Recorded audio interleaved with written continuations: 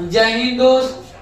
आज हम देखते हैं क्लास 10वीं के हिस्ट्री के पहला लेसन, जिस लेसन का नाम है यूरोप में राष्ट्रवाद। जिस लेसन के नाम है यूरोप में राष्ट्रवाद। देखिए एक बात बता देते हैं, ये जो आपका वीडियो है यह क्लास 10वीं के लिए स्पेशल है। यह बोर्ड के दृष्टि से जो बोर्ड में जो ऑब्जेक्टिव पूछे जाते हैं, पूरे हिस्ट्री में 8 लेसन पढ़ना है। उस 8 लेसन के जो टॉप क्वेश्चन है, प्रत्येक लेसन का एक यानी टोटल हिस्ट्री में 8 वीडियो डाला जाएगा, जो आपके परीक्षा में 100% गारंटी के साथ है। 100% गारंटी के साथ है कि इस जितने टॉप क्वेश्चन है इस वीडियो के माध्यम से जो आप लोग को दिया जाएगा, इसी से आपके एग्जाम में प्रश्न आएंगे। चलिए हम क्वेश्चन चालू करते हैं। एक आज का क्वेश्चन है, पहला क्वेश्चन है गैरीवाल्डी पेशे से क्या था। पहला ऑप्शन है नाविक, दूसरा ऑप्शन है शिक्षक, तीसरा ऑप्शन है डॉक्टर, चौथा ऑप्शन है नेता। गैरीवाल्डी पेशे से क्या थे? देखिए इसका सही आंसर क्या होगा। गैरीवाल्डी पेशे से क्या थे? तो गैरीवाल्डी पेशे से नाविक थे। गैरीवाल्डी पेशे से क्या थे? तो नाविक थे। गैरीवाल्डी पेशे से क्या थे? नाविक थे। एक बात याद रखिएगा, गैरीवाल्डी को इटली के एकीकरण के तलवार कहा जाता है। यह जो गैरीवाल्डी थे इटली के 2 राज्य सिसिली और नेपल्स दोनों को जीत लिए थे। यह जो गैरीवाल्डी थे इटली के 2 राज्य सिसिली और नेपल्स को जीत लिए थे। गैरीवाल्डी ने लाल कुर्ती का गठन किया था। गैरीवाल्डी ने लाल कुर्ती का गठन किया था। चलिए दूसरा क्वेश्चन आते हैं। दूसरा क्वेश्चन है यूरोप का मरीज किसे कहा जाता है? ऑप्शन है चीन, ऑप्शन है इटली, ऑप्शन है तुर्की, ऑप्शन है ऑस्ट्रिया।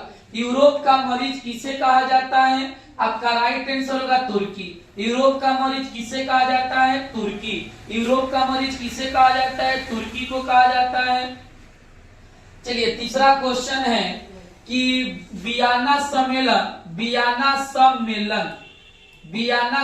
कब हुआ था? वियना सम्मेलन कब हुआ था? ऑप्शन 1816 है, 1815 है, 1915 है, 1817 है। आंसर जल्दी दीजिए। देखिए वियना सम्मेलन जो था यह 1815 में हुआ था। इस सम्मेलन में 4 देश भाग लिया था। इसी सम्मेलन के बाद कहा जाता है नेपोलियन का शासन खत्म हो गया।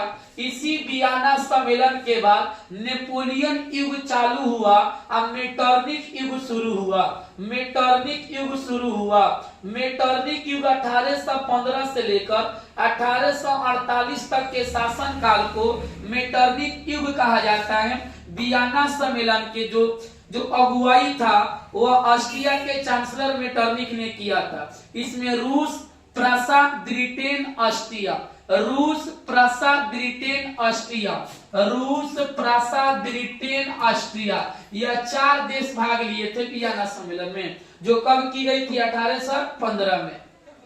क्वेश्चन नंबर नेक्स्ट आता है, इटली और जर्मनी के एकीकरण में सबसे बड़ा बाधक कौन था? सबसे बड़ा बाधक कौन था? इटली, तुर्की, चीन और यूनान। इटली और जर्मनी के एकीकरण में सबसे बड़ा बाधक कौन था? जल्दी से आंसर दीजिए। देखिए इटली और जर्मनी दोनों के बीच में सबसे बड़ा बाधक, देखिए इसमें ऑप्शन में कोई ऑप्शन नहीं है, इनमें से कोई ऑप्शन नहीं है। यहाँ पर हम एक ऑप्शन को काट देते हैं, थोड़ा टाइपिंग में मतलब मिस्टेक हो गया है। देखिए इसमें से ना कोई ऑप्शन नहीं है, इसमें से कोई ऑप्शन नहीं है। आपका राइट आंसर होगा इटली और जर्मनी के एकीकरण के बीच में सबसे बड़ा बाधक था ऑस्ट्रिया। एग्जाम में आएगा ना तो आपको ऑस्ट्रिया लिखा आएगा, टाइपिंग में मिस्टेक हो गया। चलिए देखिए इटली और जर्मनी के एकीकरण में सबसे बड़ा बाधक था ऑस्ट्रिया। इटली के एकीकरण में काउंट काबूर का मानना था कि जब तक इटली के बीच में ऑस्ट्रिया रहेगा तब तक इटली का एकीकरण संभव नहीं है। इसीलिए ऑस्ट्रिया को पराजित करने के लिए काउंट ने फ्रांस से दोस्ती किया 1853 में क्रीमिया के युद्ध में फ्रांस की ओर से काउंट ने ऑस्ट्रिया को लड़ने के लिए ललकार दिया, जिसमें ऑस्ट्रिया बुरी तरह से क्या हो गया, पराजित। जर्मनी के एकीकरण में 1866 में बिस्मार्क ने सेडवा का युद्ध किया। इस सेडवा के युद्ध में ऑस्ट्रिया को पराजित कर दिया। सबसे बड़ा बाधक यही था, ऑस्ट्रिया। चलिए क्वेश्चन आता है, रक्त एवं लौह की नीति किसने अपनाया था? रक्त एवं लौह की नीति किसने अपनाया था? बिस्मार्क है, मेजनी है, गैरीवाल्डी है, काउंट काबूर है। याद रखिएगा, रक्त और लौह, रक्त और लौह, यह नीति बिस्मार्क ने अपनाया था। कौन, किसने अपनाया था? तो रक्त एवं लौह की नीति बिस्मार्क ने अपनाया था। जर्मनी के एकीकरण इसी बिस्मार्क के देखरेख में की गई थी। जर्मनी के एकीकरण के लिए बिस्मार्क ने 3 युद्ध किया था। पहला 1864 में डेनमार्क के साथ किया, पहला 1864 में डेनमार्क के साथ किया।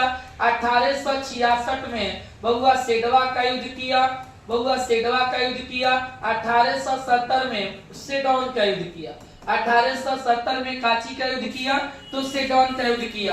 तब जाके 1871 में फ्रैंकफर्ट की संधि हुई। इस संधि के द्वारा इटली जर्मनी के एकीकरण संपन्न हो गया। इसके बाद आता है, जर्मन राइन राज्य का निर्माण किसने किया था? ऑप्शन नेपोलियन है, बिस्मार्क है, हिटलर है, लेनिन है। याद रखिएगा, जर्मन राइन राज्य का निर्माण नेपोलियन बोनापार्ट ने किया था। जर्मन राइन राज्य का निर्माण नेपोलियन बोनापार्ट ने किया था। नेपोलियन कहाँ के राजा था? फ्रांस के। नेपोलियन कहाँ के राजा था? फ्रांस के। 1815 में वियना सम्मेलन के बाद इनकी शासन खत्म हो गई, क्योंकि मित्र राष्ट्र के सैनिकों ने इनको गिरफ्तार करके सेंट हेलेना द्वीप पर भेज दिया था। सेंट हेलेना द्वीप पर भेज दिया था और इनको हैजा बीमारी के कारण वहां पर इनकी मौत हो गई। आगे क्वेश्चन आता है, मेजनी का संबंध किससे था? मेजनी का संबंध किससे था? कार्बोनरी, डायट और हिटोरिया फिलके, इनमें से कोई नहीं। मेजनी का संबंध कार्बोनरी से था। कार्बोनरी का गठन 1810 में की गई थी। मेजनी का संबंध कार्बोनरी से था। कार्बोनरी का गठन 1810 में की गई थी। मेजनी ने जनता जनार्दन का नारा इटली के एकीकरण के लिए दिया था। मेजनी ने जनता जनार्दन का नारा इटली के एकीकरण के लिए दिया था। मेजनी ने यंग इटली का गठन किया। मेजनी ने यंग यूरोप का भी गठन किया था। आगे के क्वेश्चन देखते हैं। आगे के क्वेश्चन है, जालबेरिन क्या थी? क्रांतिकारियों की संस्था, पादरियों की संस्था, व्यापारियों की संस्था, सभी। तो याद रखिए, जालबेरिन एक व्यापारियों की संस्था थी। जालबेरिन एक काची की संस्था थी? व्यापारियों की संस्था थी। आगे क्वेश्चन को देखते हैं, फ्रैंकफर्ट की संधि कब की गई थी? फ्रैंकफर्ट की संधि 1871, 1971, 1789, 1787। याद रखिएगा, फ्रैंकफर्ट की संधि 1871 में की गई थी। फ्रैंकफर्ट की संधि 1871 में की गई थी। अब आते हैं आगे के प्रश्न। काउंट काबूर को विक्टर एमेनुएल ने किस पद पर चुना था? काउंट काबूर को विक्टर एमेनुएल, याद रखिएगा, पीएम, मुख्यमंत्री, राजदूत, सेनापति। तो विक्टर एमेनुएल ने काउंट को पीएम बनाया था। पीएम को चांसलर कहा जाता है। पीएम को